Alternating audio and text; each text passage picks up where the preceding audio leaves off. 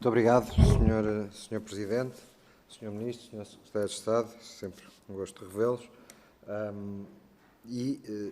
Enfim, sobre este tema, não é a primeira vez, como aliás já referiram, enfim, não arrisco dizer se será a última ou não sobre este tema, porque de facto, enfim, os problemas com a travessia do Tejo arrastam-se há muitos anos e, portanto, se o histórico tiver alguma consequência no futuro, se calhar teremos que ter cá o Sr. Ministro e o Sr. Secretário de Estado de novo a responder sobre estas matérias, porque de facto, na ocasião em que apresentámos o requerimento para a audição do Sr. Ministro, tinha sido anunciado que tinha sido recusado o visto do Tribunal de Contas para a aquisição das célebres baterias que vieram separadas dos navios. Entretanto, por coincidência, há 2 dias ou 3, o Tribunal de Contas veio dar o visto ao segundo processo, mas a razão de ser foi uma recusa de um visto com a alegação de ilegalidade no processo, num processo, aliás, que tem sido muito sinuoso e muito arrastado no tempo. Eu já disse aqui, volto a dizer, só para nos situarmos, que o Governo, não este, o anterior, também do Partido Socialista, anunciou a chegada de novos navios em 2020, depois em 2021, depois em 2022, depois em 2023, agora em 2024, e é uma das questões que tenho, suponho que em 2025, e isso é que, no fundo, nos preocupa, um conjunto de peripécias, algum experimentalismo que, não sendo em si mesmo mau, teve más consequências para os utentes, que são quem verdadeiramente nos preocupa.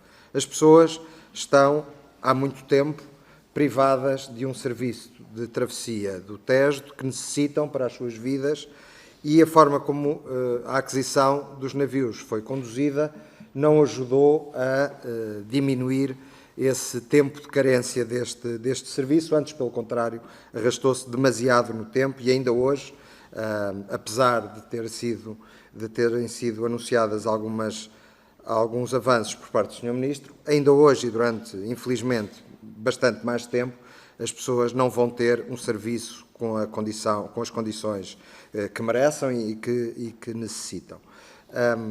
Eu não me vou deter no processo, porque ele, entretanto, foi ultrapassado. Aliás, o Sr. Ministro, da sua responsabilidade nestas peripécias, tem apenas a parte final. Eu pergunto-lhe apenas, nós tivemos a ocasião de ouvir a anterior Presidente do Conselho de Administração da Transtejo, que nos afirmou que das decisões que ela tomou, que a senhora administradora tomou, que a empresa tomou, o Governo foi sempre informado.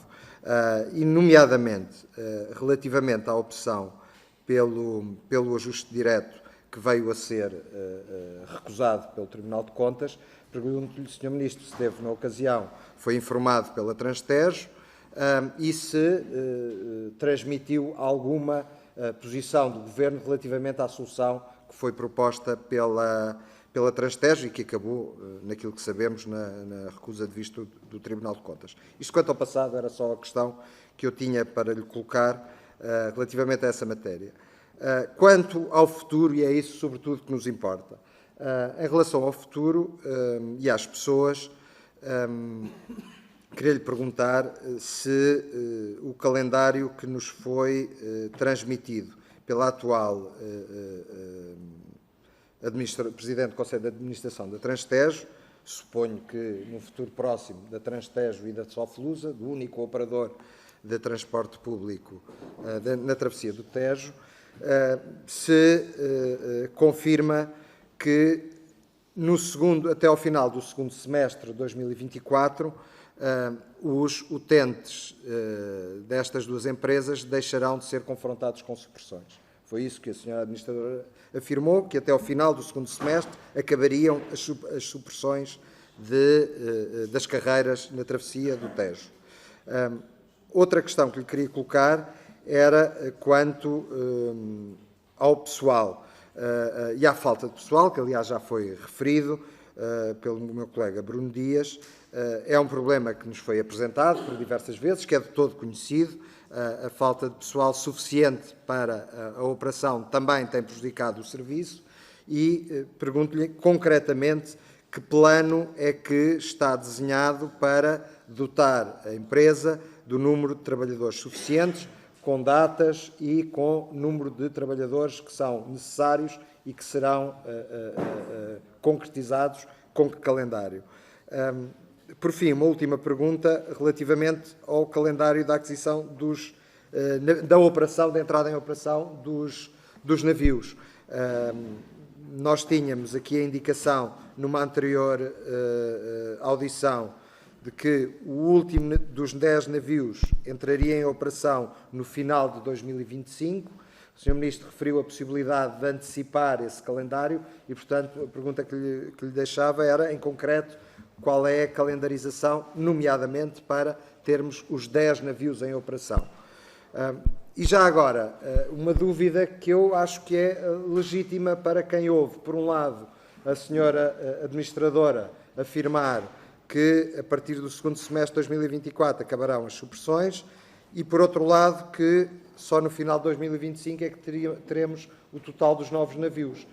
E, portanto, se isto é coerente, se é possível garantir que não há limitações ao serviço que está atualmente previsto, mesmo sem a totalidade dos navios que estão previstos a adquirir até ao final de 2025, salvo se o Sr. Ministro anunciar uma data anterior. Mas, sobretudo, e para terminar, Sr. Presidente, Sr. Ministro, o que nos preocupa mesmo, como eu já disse, são as pessoas. As pessoas têm sido sujeitas a um serviço que não dignifica o Estado, que não dignifica o serviço público, e essa é a nossa principal preocupação.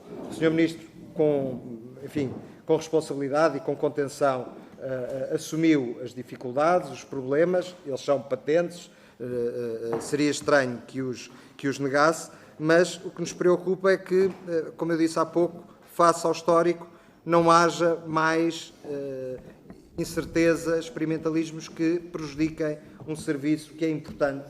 Obrigado, que é importante para a descarbonização, como disse, mas que é importante, sobretudo, para as pessoas que precisam de trabalhar, de estudar, de se deslocar na área metropolitana e que têm sido privadas de um serviço adequado. Muito obrigado.